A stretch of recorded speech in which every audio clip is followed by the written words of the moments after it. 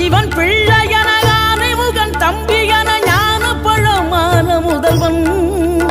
நீ பாடும் குரல் வளம் கொடுக்கும் பனிமலையில் வாழும் அந்த பார்வதியின் இளைய புதல்வன் தேனெடுத்து திணை வளர்க்கும் சிறு குருத்தி வள்ளியவள் சிந்தையில நின்ற மன்னவா நீ நாடி வரும் பக்தர்களின் நாட்டம் அதை தனித்தருளும் ஞான குரு